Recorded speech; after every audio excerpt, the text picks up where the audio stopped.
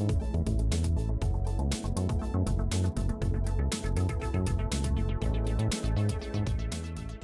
welcome everybody. Welcome to the HTML5 Developer Conference. Hit the big time. We're in Moscone now. Gets bigger every year because HTML5 gets bigger and badder-asser every year. My name's Tony Parisi, and today I'm going to talk to you about developing web graphics with WebGL. Before we get into it, a little bit about me. Serial entrepreneur, been doing internet development and rich media development for over a decade, let's just say it that way. I'm shy about my real age. I have a stealth startup right now building technology in WebGL. You'll get a taste of what that looks like in a bit with some demos I'm going to show. I consult for Bay Area companies, kind of professional CTO, been doing it a long time. Got a project you need turned around, I can help. Starting a startup, trying to figure out how to budget it, plan for technology, I can help with that. That's what I do.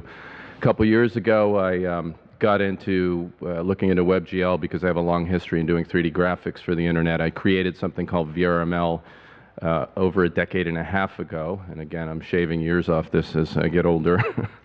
So I know a lot about delivering 3D applications in a web browser. We used to have to do it with plugins. Thankfully, we don't need to do that anymore, thanks to WebGL.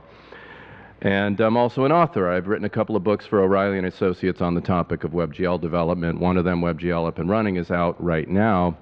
Another one's coming out in January called Programming 3D Applications with HTML5 and WebGL.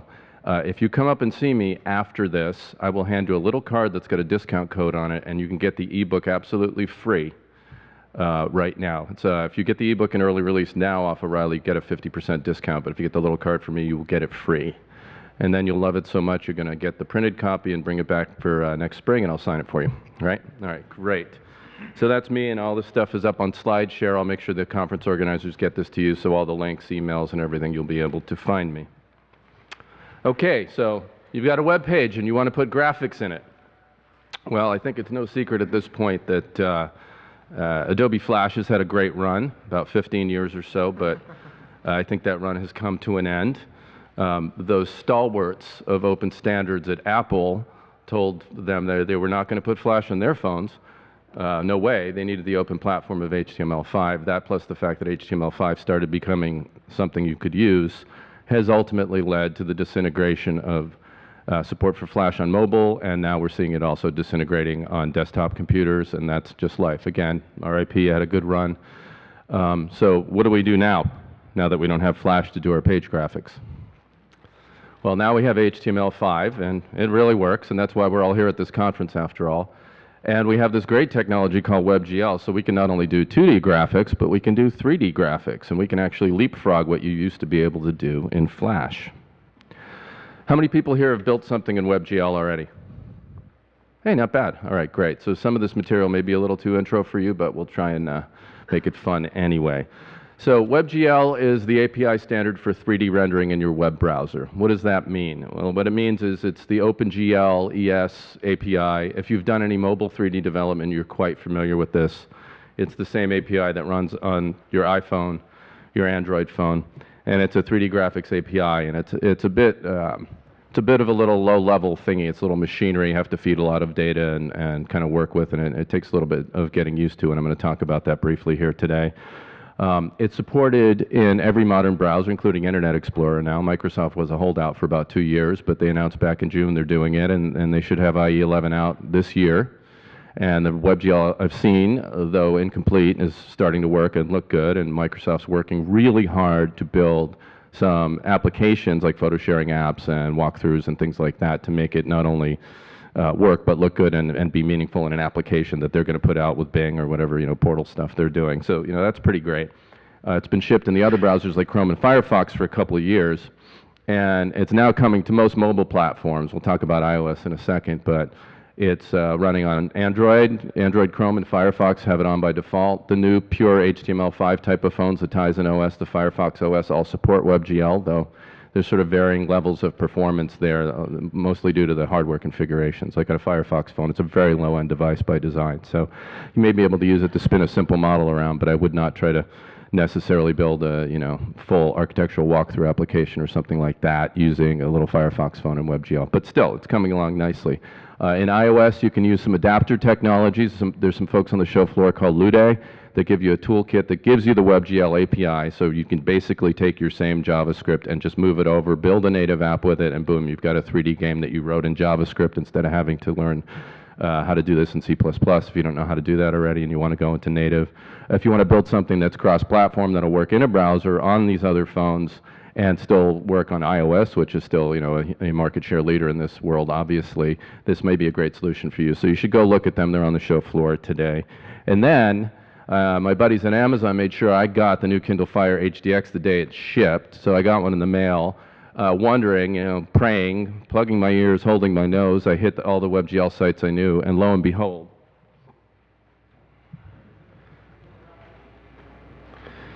it's actually working on the Kindle Fire HDX, and it kicks ass. I'm usually getting about 30 frames on most of my stuff, and I didn't have to touch the app. Well, then I did, because I actually wanted to touch the screen, and I didn't have that support written. So then I wrote some touch support, and I can actually swipe to rotate the model. Click on bits, and this is the thing we're going to look at today, so you'll see it. But anyway, I love this thing. Go get a Kindle Fire HDX. They're cheap. Wave of the future. All right, so what's WebGL used for? A lot of you may have seen some of these demos. I'll just quickly run through some.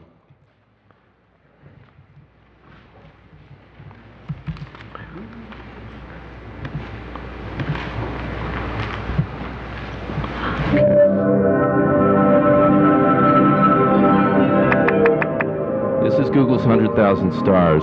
It's a fly-through of our galactic neighborhood. It was created by the Google Data Arts team. It's a group in San Francisco who builds applications to show off the Chrome browser. And what we're doing here is flying through our galactic neighborhood. I can interact with it.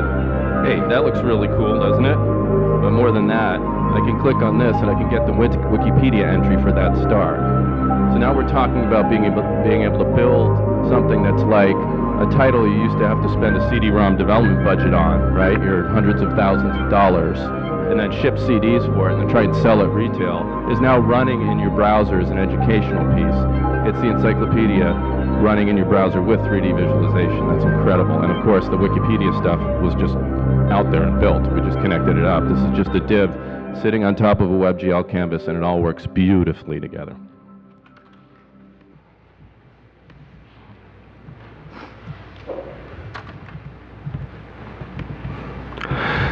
There's also a lot of use in WebGL in advertising and media. I actually worked on a project recently with the agency AKQA and their creative director Ray Inamoto, and a fellow named Simo Santavira, a Finnish guy who writes amazing music visualizers. He wrote this thing called Apex VJ.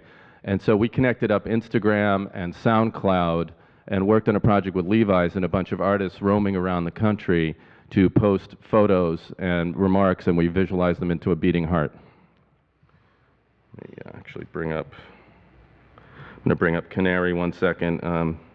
This is a temporary bug that I hope is going to go away soon, which is if you hook two monitors up with a Macintosh, it won't anti-alias your 3D rendering. So I don't want anyone looking at that crap. So we're going to run it in Canary because they fixed the bug. So this should be fixed soon in the retail Chrome. Do we have audio? Yeah, so let me launch this. So this is live right now on Levi's website.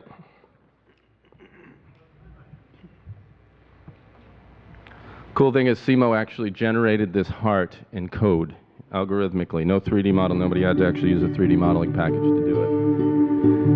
And so we go to SoundCloud and we fetch the music, and then he animates the heart to the beat of the music. And then we can click on tiles in the heart and pull up posts that people have done that were tagged with a certain set of tags for this Make Our Mark art project. Some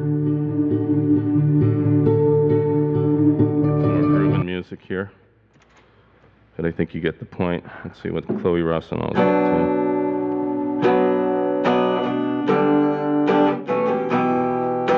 The idea. So that was a pretty successful project we did with AKQA. So the ad agencies, interactive agencies, are getting very interested in working with WebGL as a new media type. Very much in the zone of what you used to do with Flash.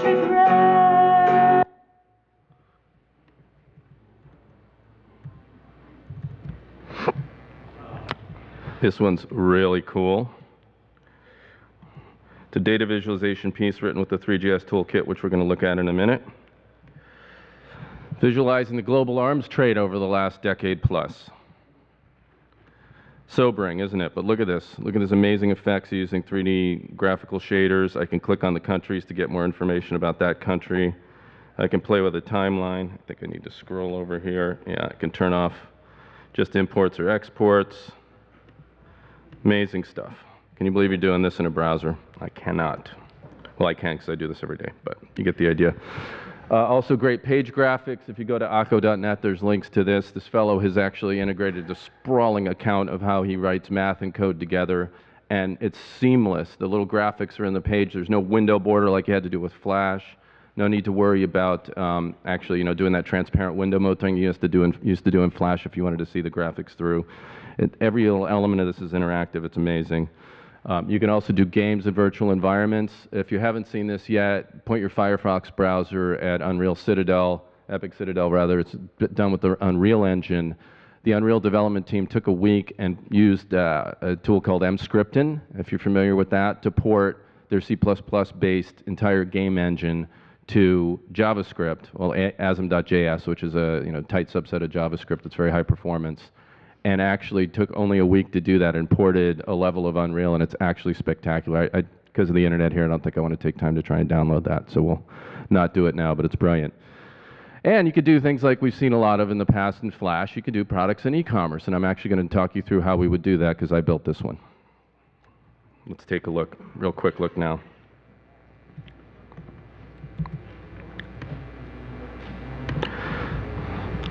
So imagine a car of the future, part Segway, personal transportation device, part smart car. So you're nice and protected from those hostile environments of the future, I don't know, zombie apocalypse and pollution and all that.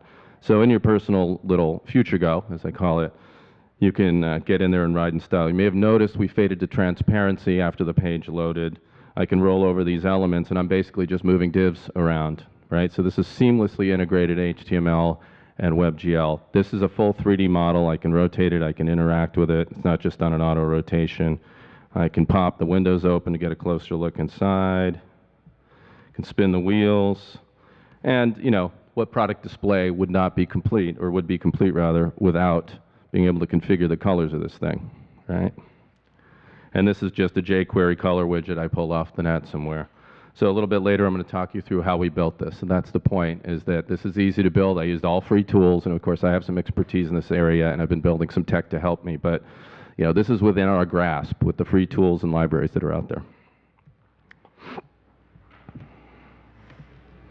So how WebGL works. Has anybody in this room actually written, I know you have, directly to the WebGL interface, not using a toolkit? So you guys all know what that's like, right? It's pretty slow going. We're going to do it real quick here. This low-level API where you're just doing buckets of data fed to arrays and you're making a few calls to get them drawn. And the trick is how you set those arrays up. And then you also have to write something called a programmable shader in a language that's not JavaScript. It's a little bit complex. We're going to take a brief tour through it. So to do a simple program that basically spins a cube around with a texture map on it, we create a canvas element, and then we get a drawing context to it. If you've done 2D canvas drawing, you know the get context call on the canvas element. This time we get a context that's not 2D, we get a 3D one using the quoted string, either WebGL, or if your browser's a little older than that, experimental-WebGL. We then create a viewport which tells WebGL how big of a rectangle to draw on the canvas. We create these buffers I was talking about. We typically set up matrices. Everything in 3D is done with 3D matrix math and a 4x4 matrix. We'll see a little bit of that code. Then we have to create a programmable shader to draw the pixels on the screen and set them up and then draw the primitives. So here's your typical canonical thing you're going to do. You're going to see if WebGL is actually running in your browser. If not, you're going to throw up and say, hey, your browser, you've probably seen this if you run a demo, your browser doesn't support WebGL. Go get Chrome. Now, that's going to, over time, fade away, and everyone's now supporting it, but you still need to check, because sometimes you might be running on old hardware, and even though it's got Chrome or one of the supported browsers, the driver doesn't work. So always good to check and maybe figure out how to fall back. And then we initialize the viewport. We're going to basically use the entire canvas to draw on, but you could draw on a small portion of the canvas if you want with WebGL. We then get into some real craziness. We now have to create something called a typed array. So instead of an array of numbers like you typically work with in JavaScript to represent your 3D data, you start with that, but then you have to cook it into something that's a little tighter. And this is a good thing. It's good for performance, and that then gets sent directly to the graphics card. You can probably tell what's going on here with that array of vertices. Those are the vertices that represent the faces of a cube. And then at the end, we see this called GL buffer data. All that has to then get saved into a buffer, which you then have to go back and access when it's time to draw. Then we have to write this thing called a shader, which is going to take the pixels from the texture map and any other information you give it and actually put it up on the screen. And this is written in a language called GLSLES, the OpenGL shader language, the version for embedded systems, or ES, the subset of JavaScript that WebGL, of OpenGL that WebGL is based on. So this language is a shader language. It's C-like, and it lets you basically generate every vertex. So you're fed a bucket of data. You can do what you want with it. It's supposed to be a cube, but you could turn it inside out. You can make it, put the pixels anywhere you want, the vertices first, which those vertices are then passed to this thing called a fragment shader, which paints the pixels, given the right information. The last line of that says GL frag color. That is actually what outputs every pixel on the screen. Now, how is this possible? What happens is all of this code is assembled. It's compiled and then assembled and sent to the graphics card. And so then later on, some little handle you pass to it says, I'm going to use this shader now. The graphics card loads the code for that shader and runs it. And amazingly, then pixels get put on the screen. And how does that actually happen? Again, this is the setup to actually do the draw. So now, draw something like a cube in Canvas is probably like 10 lines of code. But we're seeing this is about 100 lines of code, or probably 150, to just get to this. So it's a little bit of work. You may be asking yourself at this point, are you effing kidding me?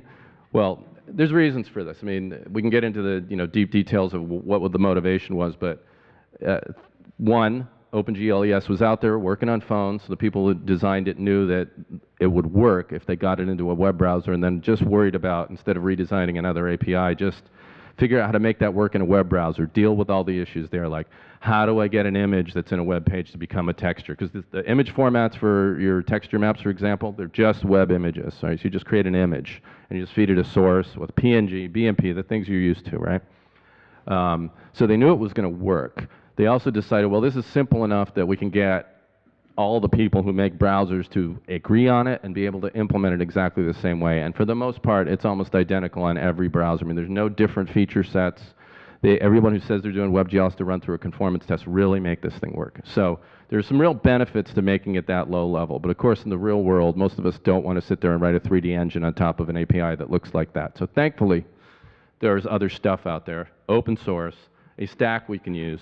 I'm going to run you through one possible stack right now. This is just one of many. Happens to favor things that I'm good at, that I do, a piece of code I wrote, but you can write your own if you want.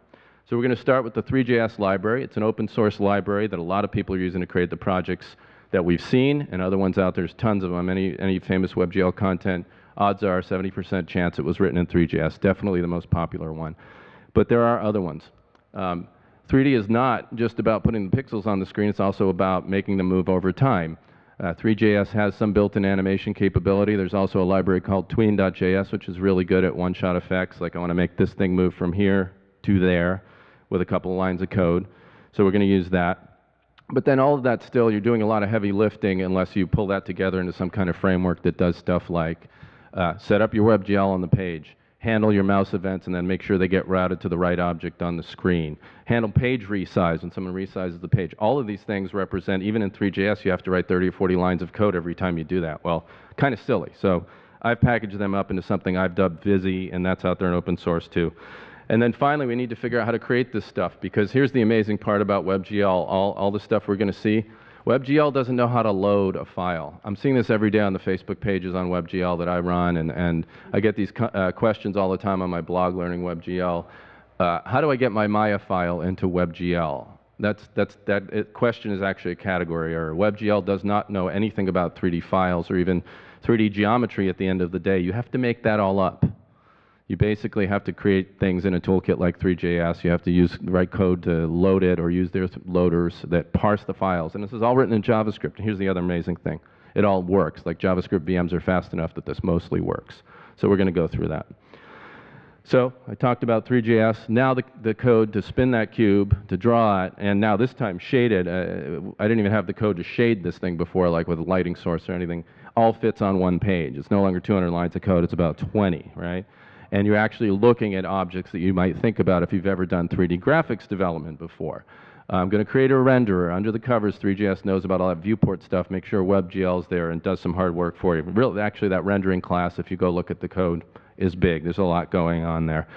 Then we create this top-level object that's going to hold all our 3D content. It's called a scene.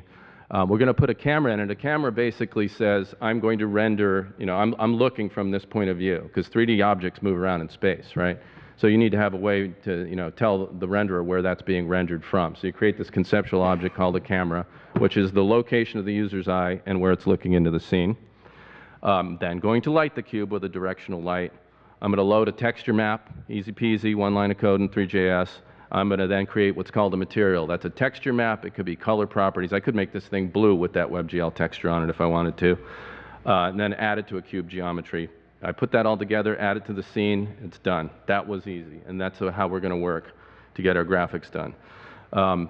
Moving it around on the screen, you get a lot of choices there. Does everyone at this point in time know what request animation frame is? No, request animation frame is not CSS. It's a method of the window object that most modern browsers support. If they don't, someone has written a nice library that kind of polyfills it and makes it, turns it into set timeout, basically. But it's a way to get your JavaScript code to be run every time the browser is ready to refresh the page. And it's the preferred way to do it. So everyone animates with request animation frame. And from there, you could just write JavaScript code that basically says every frame, okay, I'm going to move this thing by a little bit. I'm going to just change its X property so I can move it across to the left. Or you could create data structures that do that, called keyframes. Most 3D authoring tools actually generate those for you. So if you can load the data from that 3D tool, you might be done. And you can create skins. You can create crazy animated characters. Let me show you this. It's a super fun demo.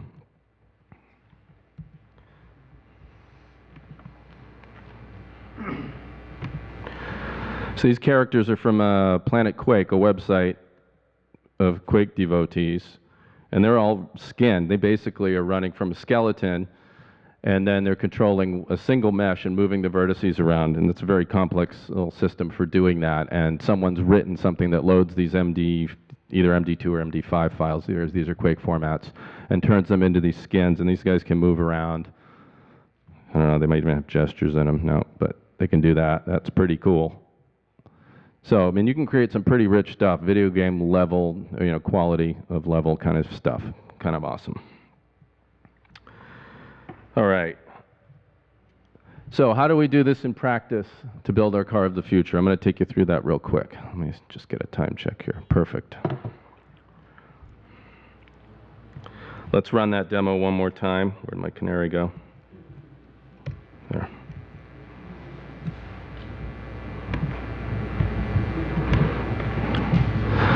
So first thing we got to do is we got to get that 3D model in there. I mean, the rest of this stuff is just markup and JavaScript. So how do we get the 3D model in here? Well, I'm going to walk you through that process. My friend TC Chang, who I work with on a lot of projects, is a 3D designer, and he sent me this concept. He sent me basically a Photoshop file, which if you go back and look at that live demo, this looks almost exactly like that. So that's what we're working from. So he gave me that concept. We said, yeah, that was great. I can do the markup for that, no problem. How are you going to make the model? So he goes into Autodesk Maya. Is everyone familiar with 3D modeling tools, at least sort of conceptually? Right. So he goes into Autodesk Maya and makes this thing. And then we need to figure out how to get that content from Maya into the web page we're building.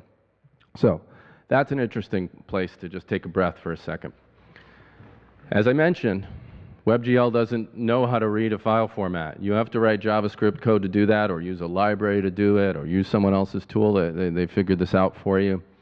And it's a little bit disjointed today. I mean, the state of the world. Like, if you look at those great Three.js demos, some of the ones I've shown, like 100,000 stars, that's kind of data-driven. I mean, there's a few models, and there's spheres and some textures. But if you look at some of the more intense ones with cars driving around, or whatever, it's been a kind of hodgepodge to build these. What we've had so far is get the content out in any format possible that you can export. I mean, it's sort of a desperate, move of flailing here so far. Like, Here's a good one. It's called OBJ. It's been around, Lightwave OBJ. It's been around like for decades now. That will get you static models. Well, then what do you do if you want to actually animate them? That becomes very complicated. There's very few model formats that will export out of these tools that can be read into WebGL.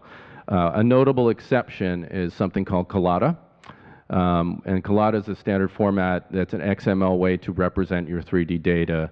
There was a period there from about 2004 to 2009 or so where there's very active development in Collada, and all of the 3D modeling tools were exporting it pretty well.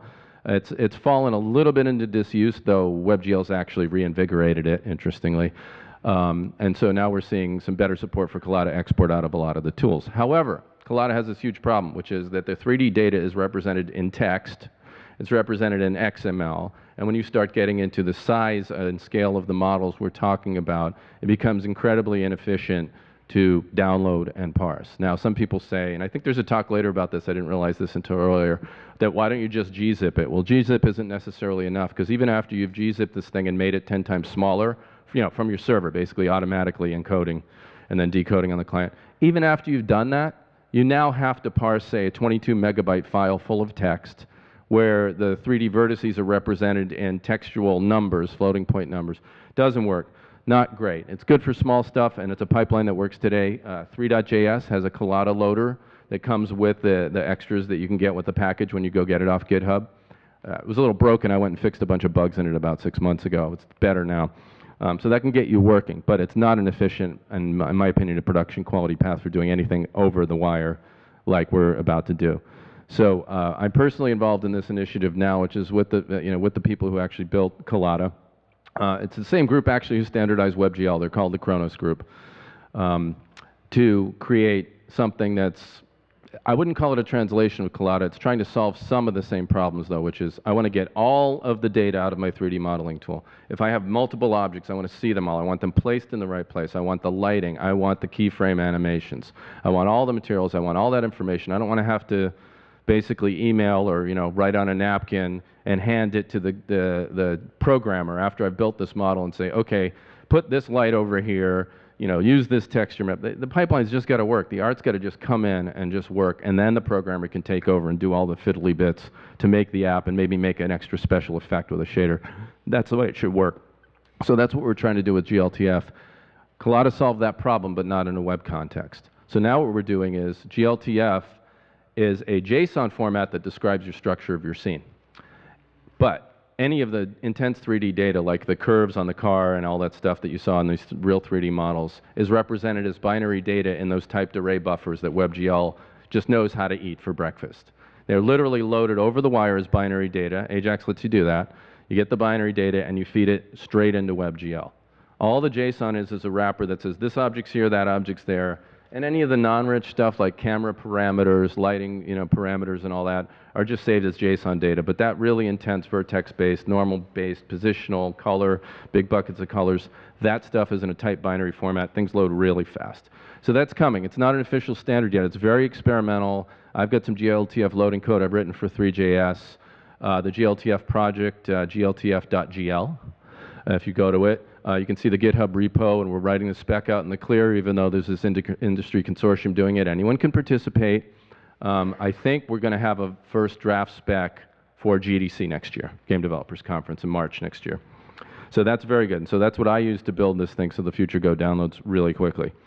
The other thing I needed, though, was, okay, so I've got this thing in Maya. I need to make sure it's going to work when I actually bring it into my WebGL application. So I wrote a previewer. Let me run that real quick for you.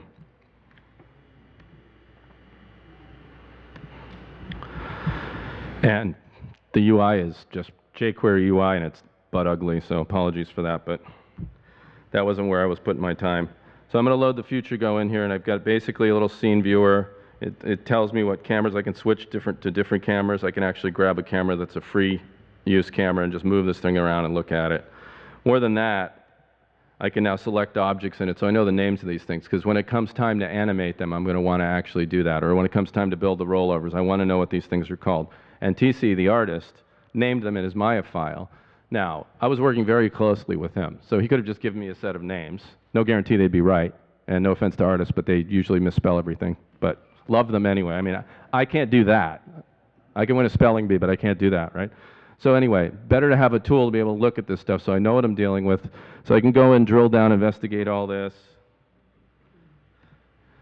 Make sure the animations, the keyframes are working that came out of Maya, went actually through a pipeline that went to Collada, and then a command line converter, I did the GLTF, and we got it to work. So we use this previewer to do that. This was built with this Vizi framework, and I'm going to show you in about 2 minutes. So now that I know I've got the model, I can start integrating it into the page. So, you know, I love Three.js. I'm a big fan. There are other scene graph libraries out there. There seem to be ones coming out every day. But when you start doing things in Three.js, when you want to build a real application, starting with those samples, you just find that you have this big bulldozer or shovel where you're just copying and pasting ridiculous amounts of code to do the same thing over and over again. And if you're like me, you don't like writing that code twice. So I've written that code once, and I packaged it into this framework called Vizi, very much inspired by modern game design principles and the Unreal Engine. Does anybody out here know Unreal? Have you built any? Not Unreal, sorry, Unity. Has anyone here built any games in Unity? One. I do that all the time to begin with a U. Okay, not too many people. Well, Unity is this great game development tool. It even lets you build web games, but you need a plugin to view them. But it's great for mobile development, for desktop game development. They've done so many things right. And at the essence of it is a model that lets you create objects and then add components to them. And it lets you quickly plug and play together functionality and then add more scripted behaviors on top if you want. So I took a page out of that book and did that kind of thing in JavaScript. Also created some pre-built objects. I mean, I can't tell you how many applications in 3D follow the same pattern. Load a model from some data. Get it onto the canvas. React to mouse clicks by spinning it around. Let the developer grab a handle to something with a rollover or a click and do something to it to trigger an animation. Rinse and repeat. I mean, that pattern is so common in these kind of web applications that I built a viewer object to encapsulate that. I built a loader object that sort of takes some of the cruft out of the Three.js file loaders and also knows GLTF. So I load that all up. Once you've got the thing downloaded, remember this is all asynchronous, this is the web, so once it's downloaded, it gets added to the scene. Then we want to actually add some behaviors to it. Again, this is a place where Three.js, they give you all the raw little bits. Like if I want to know, if I've got a scene with a bunch of objects and this phone is waving around, and now I want to use my mouse to click on it, I had to go create this Three.js object called a projector, which turns the 2D coordinates of the mouse into 3D and does all this crufty work for you. It's a little inconvenient to use. So I just made these components called pickers, and they'll give you events when that particular object's clicked. So you just add them to an object as a component here, and you see that vizi.picker, we're going to add it. And we're adding this fade behavior in the beginning here. So basically what happens is I get the model, I find these two objects by name, they're the windows, right? And I fade them using a little fade behavior. It's just a little scripted thing I wrote that's part of the Vizi framework. And then I add this picker, and then you get your rollovers. These basically just add event listeners, just like any other DOM object. At this point, we've essentially synthesized something that looks like a DOM, because WebGL doesn't have a DOM. Remember, WebGL is just drawing, just like a 2D canvas if you've done your 2D applications. So all those things you're used to, markup, DOM, object model, content that just loads, not here. You have to synthesize the whole thing. So I think this has helped a little bit with this kind of framework stuff I've done. And then finally, there's this viewer little bit, as 2 more bits. This viewer thing knows how to automatically manage and play the animations for you. You can start and stop them. You can play them forward and reverse. So it's got little facilities for doing that. So it went through, fished through, found everything that was a keyframe animation, maintained a list of that when the content was loaded. So 1 click to open the windows, 1 click to close them. And then probably the coolest thing, the secret weapon about WebGL, if you've done Flash or even Unity development with the plugin, what has always ticked me off is the fact that your media is not really integrated. Yeah, you've got some real estate of a window, right? You've got a little client area you can paint to, but you can't put an overlay on it, or not easily anyway, right? If you want to put that overlay on it, like in Unity, if you want to build a heads-up display for your game, you want to do something when a mouse rolls over, there aren't even built-in Unity objects to do that. You go to their asset store and get some third-party thing. And then, it's no way it's going to match the styling of the CSS you've done on the rest of the page. Here, that little red call-out where you roll over the mouse, that's just a div tag. I just needed to know where I was in client space so I could pop that thing up. So I get the picker event I talked about. I get an on-over, or whatever the callback's name is. I wrote this and I forgot, sorry. Anyway, so I roll over that, I get a call back, and I just move the div around, and then I'll fade it out after you've not rolled over it for a while. I mean, easy peasy stuff. It's web development now. And the fact is, you can now take your 3D and put it in a page and have it work that way with your canvas. Oh, and you know what else about this that's amazing? Is that gradient backdrop. I don't even have to draw that. That's a background image in CSS. So if you look behind the car, not the grid, the 3D grid is actually a live piece of the content. I'll go back to the live demo in a second. But that gradient thing in back, I just set that with one, style statement in my CSS. So basically, I could use CSS to modify the style of the WebGL content. You can use CSS to modify the style of elements that CSS knows about. That's a great question. I want to actually, would you remind me, we'll do a Q&A, we'll probably have about 10 minutes, because that's a fun little topic for me, which is, I'd love to be able to use CSS to modify the colors of the car too, but CSS won't support you on that today. But the page elements, including the background of the 3D scene, can be styled with CSS, which is beautiful. So you can make a really nice integrated visual presentation. Yeah, so let me just go back to the live demo one more time. So we can just kind of call out and look at all these things and maybe even pop into a little bit more source code if we have time. Here we go. Yeah, so again, this built-in viewer object that handled the mouse tracking for you and dealt with that. Now, Three.js comes with a few little pre-built objects called an orbit controller. It kind of half works. Here's the thing about Three.js. It's awesome, but it's this open source thing written by primarily one guy, and then there's a couple other folks who contribute, and you get what you can. Somebody wrote something for a demo. They might get it to work for that demo. They're not thinking about it more general purpose, and I like to think that I've been thinking about a little more general purpose with the things I'm building for Vizi, because I've been building these kind of 3D graphics for, as I said, more years than I care to share. There are plenty of other framework people out there. There's a fellow in the room now up front from a company called Verold. He doesn't want to talk about what they're doing exactly yet because they haven't announced, but they're doing these same kind of things. They are making framework technology to make this stuff easy, and just, you pull in that object, you do it, and boom, now you're viewing models. I mean, that should be one line of code in a web page, not 30, 40, right? So, what's that? Well, no, you need some, yeah, if you want to use a tool, it'll generate it for you. But the point is, if you write in JavaScript, you should have one script tag and then one load URL line, and you should be done, right? And it should do everything else for you, right? And that's where we're getting. So we're almost there with framework-based development on top of Three.js and WebGL. Again, these rollovers, I just need you to make sure the z-indexes were right on everything. These are just more divs, so I'm just getting the callbacks on those when they're clicked, right? I mean, it does not get any easier than that as long as you put the right pieces together. So, in closing on all this, I would just want to say, just coming back to where we started, we have now leapfrogged what we could do with Flash. There's a few little sort of Heathkit pieces to this still. You got to string together, some DIY stuff. You got to string together things you might not have wanted to. Like, that was a great thing about Adobe, is they just gave you a tool. And they gave you the runtime, and it was mostly everywhere. It was just working, and worked the same in every browser. Well, WebGL works the same in every browser, that we could say. More or less, and when Microsoft's got their full implementation, it will for sure.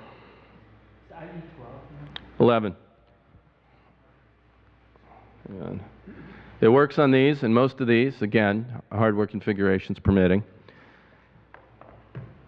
And with the right set of stuff put together, you can build some pretty compelling page graphics experiences without having to be a game developer, without having to write a rendering engine yourself. Just a little patience, a little time, some free tools, and these will all get better. And some of the folks showing at the show, like the Luda guys, are going to give you some help on that with the iOS development. Other folks are working on these framework things. If we go back here, I've shared some links in the slideshow. You can look at all this. I think. Yeah, Ross, you're up there. So on the left-hand side, these are the kind of intense game engines, or they're in-browser IDEs that take the intensity out of it. So you're basically just doing browser-based development, preview, then you say publish, and boom, you get kind of the equivalent of Unity running it, or Unreal Engine or whatever, one of these big development tools you had to pay a lot of money for, running in your web browser, doing your page graphics for you. Now, if you don't need the whole IDE and you just want to fiddle and write some code, there are all these scene graph libraries. This Three.js, which I've mentioned a lot, I'm a big fan of. There's another one called Scene.js. It's been around just as long, kind of went fallow for a while, and I don't know what happened, but Lindsay, the author of he's got fresh energy, and he's been working on it a lot lately, and it looks really good. a Microsoft employee. This isn't even an official Microsoft project, but ever since Microsoft announced their WebGL support, somebody came out with something called Babylon.js, a French fellow named David Couture.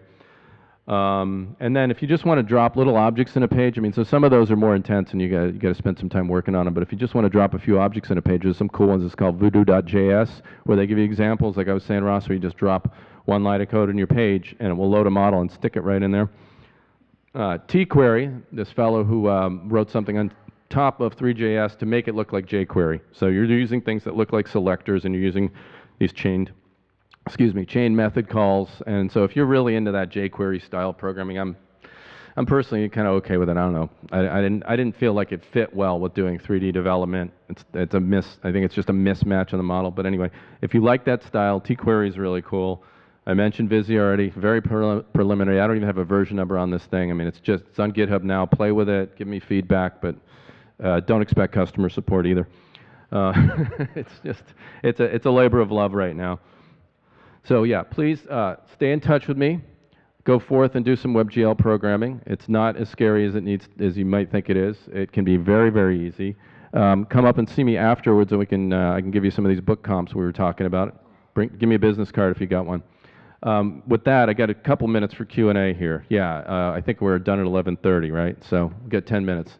You were asking about CSS, right? Yeah, so I would suppose that I could use CSS to modify the background of the dev that holds that 3D content, right? That's correct. Or anything that has to do with the container, which is the dev. That's right. So any element that CSS already knows, you can style the same way. And the compositing engine, that gizmo inside your browser that knows how to combine all the content, layer the divs, it does this amazing job of blending your 2D and 3D, so it's just completely seamless. To me, that is really the secret weapon of this thing. Now, wouldn't it be really nice if you could take your CSS and style 3D elements inside this 3D scene? You can't do that. I'm experimenting with that, but I mean, you need to write your own CSS parser, because that's part of the problem, is the browser will throw out any CSS statements it doesn't understand. So with web components, I think, unfortunately, someone was doing a web components talk at the same time as mine. I was going to go see this thing. So the web components specs are starting to address some of this. So you can basically build other application components that aren't tied to the browser's CSS and still style them and wrap them up and package them in ways that make them essentially browser extensions without having to write native code.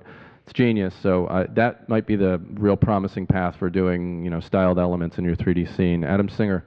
Yes. I just want to hear a quick blurb about what the mobile landscape support is. So mobile landscape support, I mentioned it a couple times here. You saw me waving this around, right? So Kindle, or did you get here late? I got here late. Okay. Busted. Kindle Fire HDX, right out of the box, dude. I just got it 2 days ago. Awesome. I just added touch support to it. I can wave the model around. Can click on everything, do the color picking. Just works. Just HTML5. I didn't have to write any native code. iOS, it's not supported natively. Apple has not gotten on the stick with this. They have WebGL implemented, but they don't turn it on except if you're building iAds. So you can build a 3D ad with it. So it's being addressed by that particular thing by some companies that do these kind of accelerator and adapter technologies. So if you guys remember a company called AppMobi that did accelerated 2D canvas, they're not in the game anymore. I think Intel bought them. It's part of Tizen now, I think. But a company on the show floor called Ludai, I mentioned them, they take your same WebGL code and basically just run it inside a native app. And they've created their own implementation of the entire WebGL API. And so it doesn't have to even go through those security layers or anything that WebGL has to. So it runs pretty fast, but it's only for building a native app. So, I mean, it's great. If you want to build a game, get it running in a browser, get it running on your Kindle Fire HDX, get it running on a powerful Android tablet, and also work on iOS, then Ludai might be a great adapter for you. There's another one called Ejecta.js, which is a similar solution, though it's a little bit more DIY. The great thing about Ludai is they give you a launcher. You don't have to write Xcode code. You don't even need an Xcode project. They give you a launcher where you can test your stuff. It's their own app. You just point it at a URL. And then they also build things for you in the cloud. So when you're ready to build your app, they just have a cloud-hosted thing that generates Xcode projects for you, hands them to you. You put your developer provisioning profile in there, cook your app, and submit it to the store. So that's pretty good. Ejecta, you have to do most of that yourself. You just got Objective-C code to work with, but it's the same kind of idea. They're giving you a native implementation of WebGL. Did I cover that ground for you, Adam? Yeah, definitely. Great. Next. Hi, I have a quick question about performance. So basically, you mentioned that you can combine CSS in the same page with WebGL. So what is the impact of using CSS? Is there a big impact in terms of, combining That is not going to be where your performance issues are. even on mobile? On mobile, well, I mean, the mobile layout issues with doing CSS are completely independent of anything with WebGL, and they're orthogonal to WebGL. I mean, from WebGL standpoint, that's just another div. The browser's still got to composite everything. If you do the wrong things in your JavaScript or your CSS, well, it'd be in your JavaScript. If if you're setting widths or heights of divs on the fly, I mean, that causes relayout. There are all these problems, right? I mean, I think Sench at the show. There's people who know how to do this really well, and they're giving you tools to do it so that you can build good mobile HTML5. Not an issue for WebGL. The issue for WebGL would be a couple of performance issues on mobile. You might want to keep your models not too big. I mean, there's download impact to that, and even with a format like GLTF I talked about. It's compact, but you got to deal with download times. This stuff loaded on this device, really fast. I mean, as in a second. Now, a second might be a long time for your typical web page, but considering there's 3D content in there, that's pretty good. The other thing you need to worry about is not file size, but simply the polygon count. So, the more complicated these 3D meshes are, the more objects you have in the scene, there's sort of standard 3D performance issues you start running into that are more pronounced on mobile because it's typically a slower CPU, not as high performance. And the graphics chips don't tend to be, top of the line. Though that's changing. I mean, they're really converging.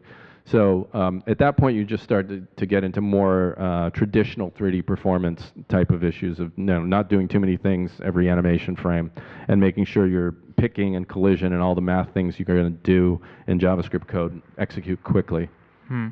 Quick question about development tools. Is there tools to have very good insight about performances such as memory usage, draw calls, number of draw calls on the page? Right. Well, it's all basically whatever the browser gives you. The Chrome dev tools are clearly leading the way on that. They do a lot. There's a WebGL inspector that comes with the Chrome dev tools that will tell you exactly what you're looking about.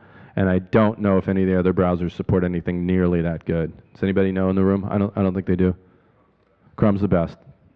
Okay, thanks. What would it mean for the games industry and console makers if all of the major game engines were up and running with WebGL? What would it mean for the game industry and the console makers if all of the game engines were up and running in WebGL? I mean, that's a great question. We're already seeing all kinds of disruption in the console world, right? I mean, when this thing came along, it started the beginning of what's, the big question about what's happening with consoles. And now we're seeing Android-based consoles like Ouya, if you've seen that, the $99 game console with an open app marketplace. I mean, those disruptive factors are already in play. Now you add to that the idea that maybe my browser's a game console now, with the right piece of JavaScript in it that can sort of fetch the games and run them. I think it's going to be incredibly disruptive. But at the same time, I think the other big disruptive force is free to play, right? I mean, so much of this now is about games like the Kabam games or Kixeye games that let you access them and play them for free and then sell you virtual goods or some other type of upsell. All these things are buffeting the console makers around in a maelstrom, really. So I think WebGL is part of that. HTML5 is part of that. I also think it's going to be a while only because to do a AAA title in WebGL, it's not even in a WebGL issue. It's speed of JavaScript VMs. It's bandwidth. It's memory management. It's audio, and there's a bunch of ancillary technologies. The WebGL's fine. It renders like the blazes, but the game isn't just about your 3D rendering. Long-winded answer. Sorry. Hopefully, quick question. About a year ago, I got into the Three.js stuff pretty deep, and your book was one of the best resources I had, so thank you for that. But of course, Three.js is a dynamic, evolving, open source thing, and just curious how I haven't really been using it in the last year.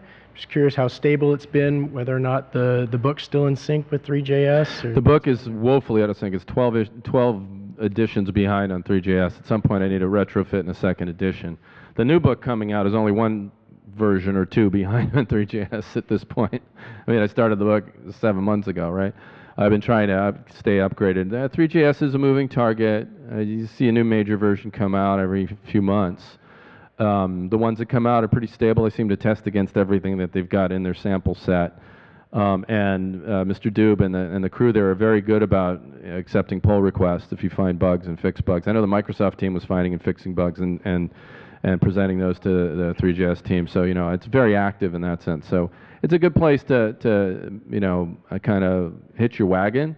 But of course, you just need to be aware that there is a stability thing there. There's kind of no contract other than the open source code. There's no social contract that obliges them to not completely throw out the rendering system, change their interfaces, which they've done from time to time, much to my chagrin.